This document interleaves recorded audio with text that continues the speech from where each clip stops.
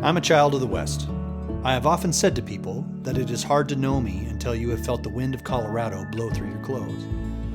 I admit my biases, but to me, no place is more beautiful than the mountains of Colorado or Wyoming. They keep a person grounded and humble, and make one very aware of their smallness. I grew up fly fishing, skiing, and hunting, and there is nothing that matches the rise of a trout, or the gripping of an edge to your ski, or the rush of a pheasant flushing from a field of grass. I love everything about our environment here. It is beautiful and rugged. The mountains are a unique place that makes my humanity very aware of the creation. It builds a relationship with nature that tells me that I am a part of the ecosystem, not its domineer. One of the most frustrating parts of politics is the binary nature of it. There always has to be a side someone is picking. Everything that touches our lives has to be filtered through the lens of the stance we take and its congruence with our team.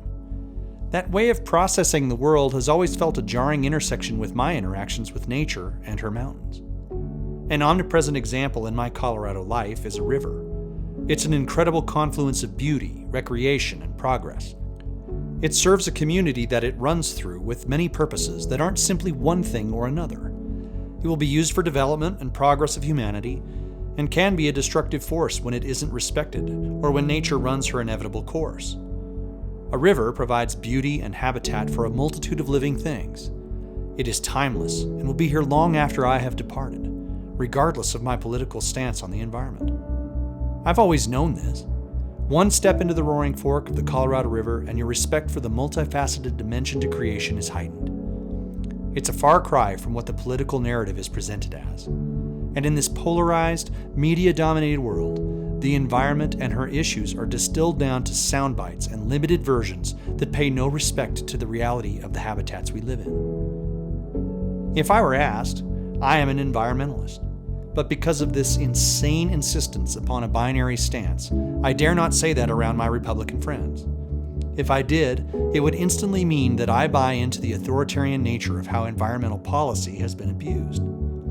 If I told my Democrat friends, they might initially be enthusiastic. That is, until I told them I love to hunt, and I work in real estate development, and I think capitalism is the right way to solve environmental issues. At that point, I would be dismissed as a fraud and a phony because I don't prescribe to overtaxation, centralization, and authoritarian management of the climate. As in all political theater, fear is the weapon of choice, and so sensible things rarely get done because neither team can see the way through it together. The reality, as in so many debates, is that finding solutions that benefit both parties involved takes compromise, something very removed from environmentalism. We should be more honest about the environment. There isn't a human that has ever walked this earth that hasn't utilized the resources for their benefit. The Epic of Gilgamesh, the oldest known literature in humanity, has as one of its conflicted morals the story of the cedar forest with the tallest cedar tree that is cut down and made into a door. Humbaba, the demigod of the forest, condemns Enkidu to death for destroying the giant cedar forest. But also, Elish, the god of creation, is enamored with and appreciates the beauty of the door that Gilgamesh and Enkidu make from the tree. If we rely upon this story to help guide our first principles about the environment, we must take into account what has been a torment to humanity from the beginning of our existence upon this planet. We are the stewards of this place. We have a responsibility to it, but we will always be using the resources around us. We have been created with curiosity, reason, and capabilities that can convert natural resources into shelter, transport, and technology, a burden not suffered by other creatures in this dominion. To insist that people must pick a political side to solve this ancient turmoil is a tension that is untenable. We have to find our way through this understanding that this preservation of our habitat is the best we can do. We have a responsibility to the forest, but also to figuratively build a beautiful door. Both sides of this argument need to hold tight to that tension. It needs to be recognized that there is a reality to the fact that governments struggle to fix the potholes in our local roads. So suggesting that if the government were to take on an existential threat like climate change, it might result in authoritarian answers that empower the government is not an outlandish skepticism. We should also be willing to recognize that if we are not good stewards of the land, we will not be leaving this planet better than when we arrived. and that there are real toxic threats that we generate as humans that need to be managed and used with caution. That might take compromise and understanding that property rights and neighborliness are important principles of our life here on this earth. If we choose to live for the generations that follow our time, we will create a better world than the one we inherited.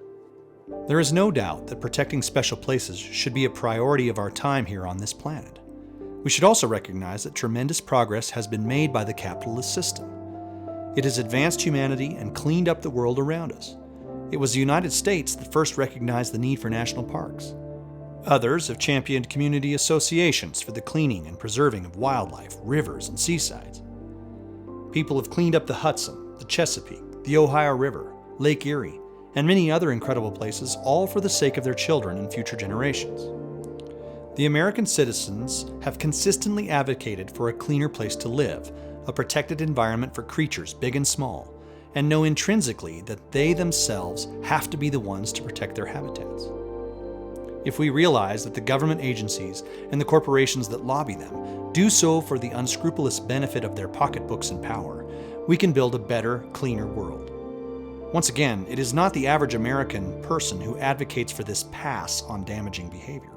It is the corporate government collusion that creates a system that ignores the will of the people and places it in the hands of the well-connected to perpetuate their power and money. As a species, we have been charged with stewardship of this created world. Our role is not to place every ounce of effort on economics, and it isn't intended to deny progress at all costs. Nature is resilient and incredible for its ability to recover from our use. In that recognition, we should also understand that we have to build a cooperative outcome that honors the oil worker and their needs, as well as the fishermen and theirs.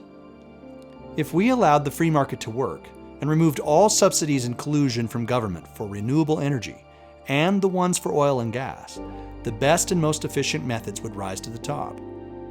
If corporations who profit from these endeavors are also responsible for the cleanup of their area and any encroaching damage it does on neighboring property, the real cost of these products would create a place where the consumer can make a choice best suited for their pocketbook and their ideals. We will have to compromise, and we will have to acknowledge that progress and betterment take time. We won't by force or authoritarianism control our way to a cleaner environment. We can appeal to the better side of our nature and to all of our desires to live in a clean place. No person wants dirty air or dirty water or toxic food. Cooperation together between the people will leave a better environment, and one that isn't the victim of a myopic choice for one team at the expense of another. The environment will not be solved by politics, but by appealing to all of us who use it and benefit from it to make it a sustainable, stewarded over world.